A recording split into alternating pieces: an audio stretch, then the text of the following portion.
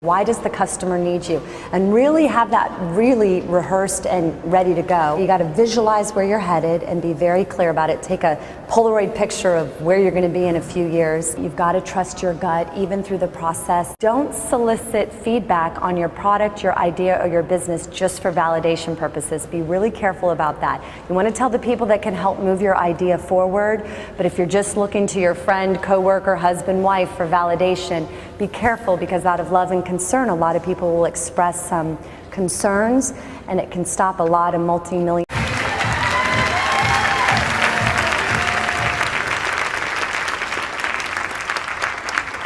Thank you very much, Edge Connection, for having me, and thank you to all of you for getting up extra early today. I'm going to share my personal journey to success with you, but I have to throw a disclaimer in there.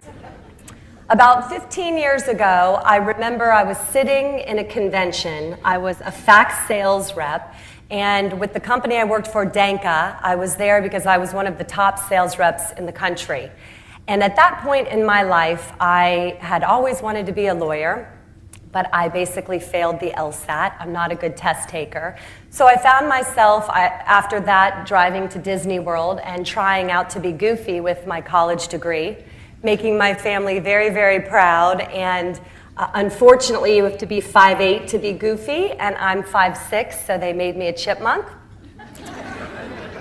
And that didn't work out, so there I was selling fax machines door to door, sitting at this convention, and this larger-than-life speaker got up on stage, and he said, "I'm going to prove to you today in 4 words that there is no such thing as a bad idea."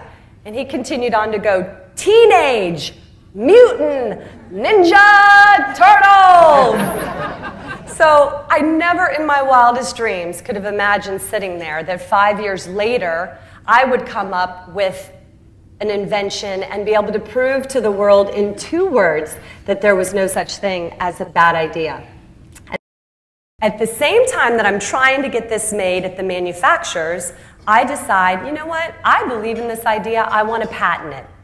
So I ended up calling, I went on the internet, and I looked up at Martin Hubble, 3 A-rated law firms here in Atlanta. I called them on the phone, I said I'd like to make an appointment, I took my lucky red backpack and I went to each one of the, and the first one that I went to later admitted to me that he thought my idea was so bad that he thought I had been sent by Candid Camera.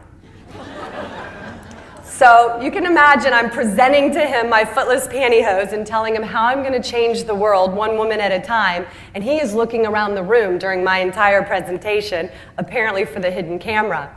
And they all quoted me between $3,000 and $5,000 to patent my idea. And I had $5,000 total in my savings to do this idea, so I decided to write my own patent. I went to Barnes & Noble on Peachtree Drive, and I bought a book called Patents and Trademarks, and I started writing my own patent. At the same time that I'm writing it, I'm still determined to get it made, so I take a week off of work and drive around North Carolina and go in person to all the manufacturers that had been telling me no thanks on the phone. So there I went, I got my lucky red backpack, drove up to North Carolina, went from manufacturer to manufacturer, and I would hear the same 3 questions every time, which was, "And you are?"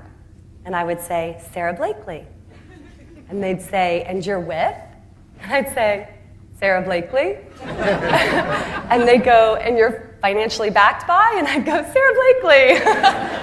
And they go, "So nice to meet you, good luck with your idea," and walk me to the door. And it was about 2 to 3 weeks after I did that road show where everyone told me no again in person that I got a phone call from a manufacturer in Charlotte, North Carolina, and he said, quote, "Sarah, I have decided to help make your crazy idea." And when I asked him why he had the change of heart, he simply said, "I have 2 daughters." Lucky for me, he ran it by his daughters. They said, "Dad, it's a brilliant idea. You got to help this girl make it." And that set me on my way of trying to get it made. Then once I had my packaging, the prototype, I was ready to go. I had my name. I called Neiman Marcus. And the Neiman Marcus here in Atlanta kind of laughed and said, "Well, Sarah, there is a buying office and it's in Dallas, so why don't you call that number?" So I called the Dallas Neiman Marcus and asked for the buyer and said, I'm Sarah Blakely. I invented a product that's going to change the way women wear clothes. If you give me 10 minutes of your time, I will fly there and show you. And she said, if you're willing to fly here, I will give you 10 minutes. I jumped on a plane, and despite the pleas of my friends, I took my lucky red backpack from college. My friend said, please, Sarah, you cannot go to the Neiman Marcus headquarters with that old red backpack. Anything. Buy a Prada bag. Return it the next day if you need to. Do something. But I took a really deep breath, and I remember thinking, this is my lucky red backpack. I have to bring it. So I jumped on the plane, and off I went. And I'm sitting in front of the most impeccably dressed woman. I mean, even her pen was fabulous. And I was shaking. I had my footless Spanx in a Ziploc bag from my kitchen, and I had a color copy of the packaging I had created on my friend's computer. Halfway through my presentation, about 5 minutes into it, I don't know if it was nerves or just no shame or this was my shot, I just took a deep breath and said, you know what, you need to come to the bathroom with me. She kind of went, excuse me? I said, just please come to the bathroom with me. I'm going to show you what my product can do. And she followed me into the bathroom, and sure enough, I did my own before and after for her, and instantly she got it. And instantly she said, Sarah, this is brilliant. I'm going to try it in 7 of our stores. I was beyond excited. I got in the rental car, and on my way to the airport, the first call I made was to the manufacturer and the mill owner in Charlotte, North Carolina, and I said, Sam, it's Sarah. I need more. He said, excuse me? I said, I need more Spanx. I just got off with Neiman Marcus, and they want to order it, and we have to ship it to 7 stores. Dead silence. I said, Sam, are you there? He goes, Sarah, I have to admit, I thought you were going to give these away as Christmas gifts and presents for the next 5 years. What do you mean Neiman Marcus wants it? I said, Neiman's just placed a big order and I need more. And he said, well, okay, congratulations. Let me patch you through to Ted. So Ted picks up the phone. I said, Ted, it's Sarah. I need more Spanx. And he said, well, that's great, but what you going to do about the crotches? Excuse me? Don't they come with crotches?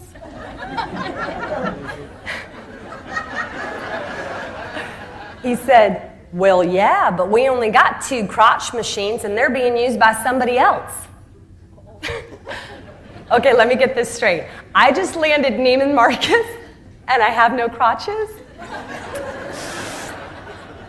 And lucky for me, the company I ended up using was right down the road in Norcross, Georgia.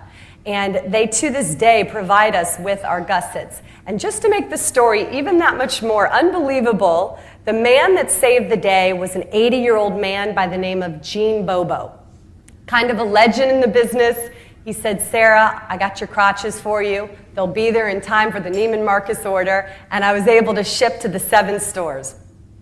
Well, I immediately called every friend I ever remotely had in those 7 cities and said, hi, it's Sarah. Do you remember me? We sat next to each other in 4th grade.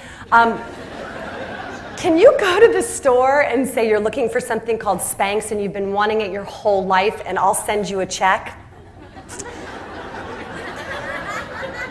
Well, just as I was running out of money and friends, Oprah called.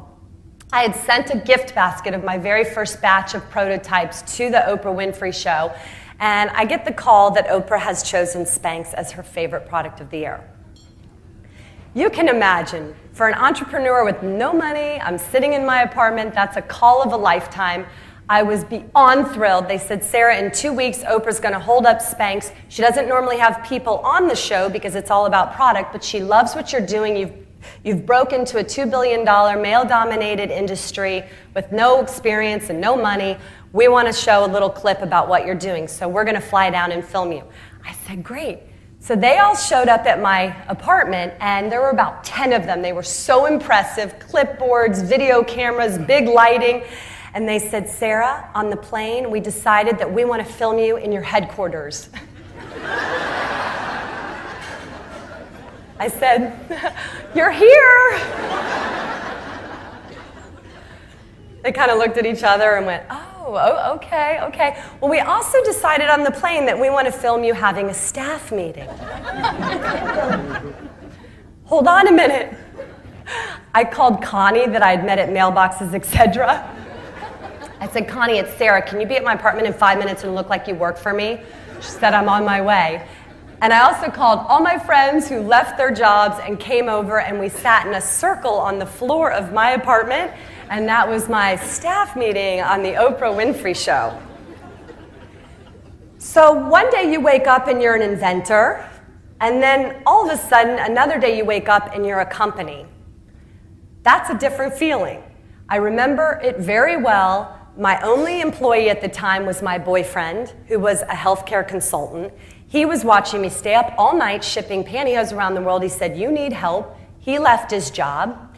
Then my second employee was a friend of a friend who heard I needed an assistant because I couldn't manage my scheduling and flights and booking this and going and doing appearances to try to spread the word and all that was going on in the company. So she came on board, and after 2 weeks of being my assistant, I said, do you want to be my head of product development?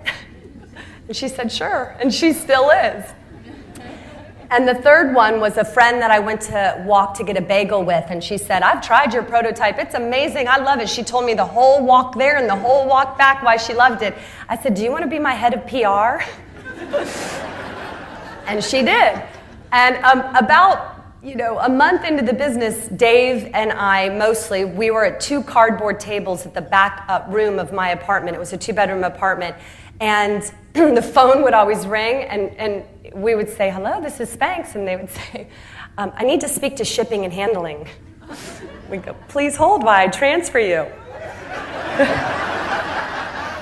And I literally ran the business out of my apartment for 1.5 years. And a few months in, of course, what's the next thing that we decide to do? I look at my team, my robust team of 3, and said, I'm going to Europe. I've got to bring Spanx overseas. And from there, Spanx is now 10 years old. We just had our 10-year anniversary.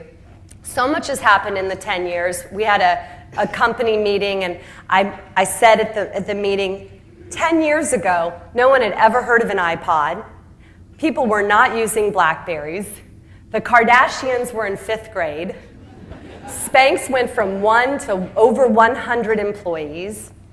We launched from just 1 footless pantyhose. Now we're in swim. We've created bras that are amazing. And men's. We've done so many things with Spanx, and it has exceeded truly my wildest dreams. I never could have imagined all that had come from this. When I could afford to hire my weaknesses, I did early on. I have a fabulous team and a great CEO. She runs the day-to-day. Anyone who knows and has started a business has had to be every department in the beginning, and you learn very quickly, not good at this, I really like this, and when you can afford to do it, delegate. It's a huge gift to yourself and to your company's success. But the thing that I'm most proud of over the last 10 years is that Spanx has given over $10 million to help women more than just their rears. So